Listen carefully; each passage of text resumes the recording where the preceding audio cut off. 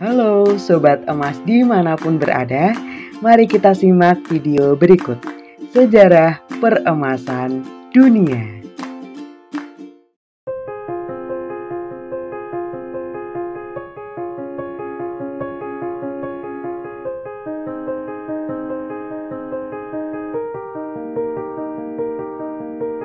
Dilansir dari Gold Price, koin emas dipercaya muncul pertama kali pada tahun 700 sebelum Masehi. Sejak itu, koin emas digunakan sebagai mata uang menggantikan peraturan barter. Harga emas sudah bisa menggantikan mata uang. Lalu di tahun 564 sebelum Masehi, Raja Croesus dari Lydia meningkatkan teknik pemurnian emas dan membangun mata uang emas internasional pertama. Nah, merujuk dari situs resmi World Gold Council pada abad ke-19, tepatnya di tahun 1854, Inggris dan beberapa koloninya telah menggunakan gold standard. Gold standard adalah sistem di mana berbagai negara menetapkan nilai mata uangnya dalam jumlah emas tertentu. Jadi harga emas mulai ditetapkan per ons dan disesuaikan nilainya dengan berbagai mata uang utama di dunia. Sementara negara-negara lainnya masih menggunakan perak sebagai mata uang. Pada abad ke-20, harga emas mulai ditetapkan dengan menggunakan sistem gold standard, tepatnya di tahun 1914, di saat pecahnya Perang Dunia Pertama. Ketika peperangan yang disebabkan Perang Napoleon mulai mereda, uang yang terdiri dari specie, koin emas, perak atau tembaga, serta uang kertas mulai diterbitkan di bank. Nah, sejak itu, mata uang domestik dapat secara bebas dikonversikan menjadi emas dengan harga tetap dan tidak ada pembatasan ekspor dan impor emas. Koin emas juga diedarkan sebagai mata uang domestik bersama koin logam dan uang kertas lainnya, dan tentunya dengan komposisi yang berbeda-beda di setiap negara. Cikal bakal terjadinya sistem moneter kita sekarang ini terjadi sebelum perjanjian Bretton Woods, di mana setiap negara memiliki mata uang mereka masing-masing.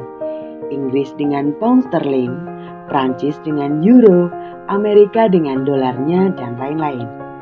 Dan setiap negara juga mematok mata uang mereka langsung terhadap emas. Dengan contoh, Inggris 77 pounds per troy ounce, Amerika $35 per troy ounce, dan lain sebagainya.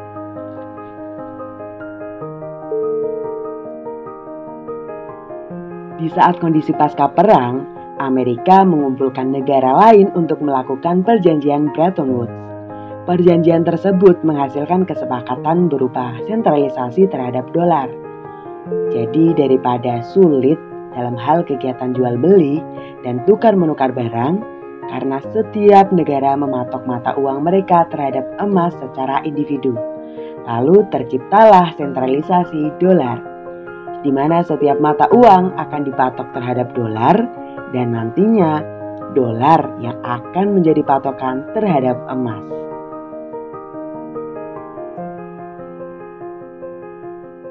Selama era Bretton Woods System, ekonomi dunia tumbuh dengan cepat. Namun, memasuki tahun 1960-an, ketegangan kembali muncul. Inflasi global yang melonjak menyebabkan harga emas anjlok. Defisit neraca perdagangan Amerika Serikat yang kronis menyebabkan cadangan emas di negeri Paman Sam tersebut habis. Pada tahun 1961, London Gold Pool akhirnya terbentuk. Sebanyak 8 negara mengumpulkan cadangan emas mereka untuk mempertahankan harga emas di patokan $35 Amerika Serikat per ons dan mencegah harga emas bergerak naik. Namun sayangnya, upaya ini hanya bertahan sementara saja. Pada tahun 1968, sentimen negatif terhadap dolar semakin menjadi, dan sejumlah bank sentral akhirnya enggan menerima dolar. Bretton Woods System akhirnya runtuh di tahun 1971.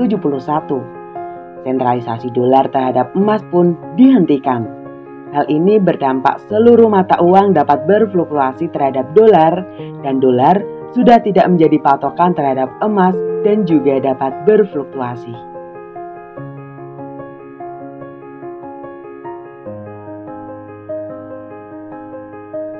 Di tahun 1999 terjadi perjanjian bank sentral pertama kali dan menghasilkan beberapa poin.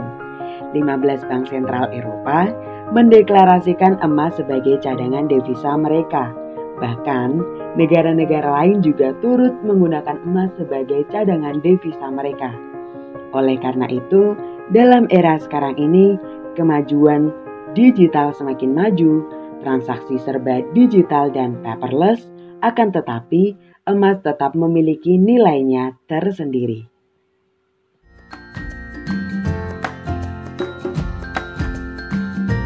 Oke Sobat Emas, terima kasih telah menyaksikan video ini sampai habis.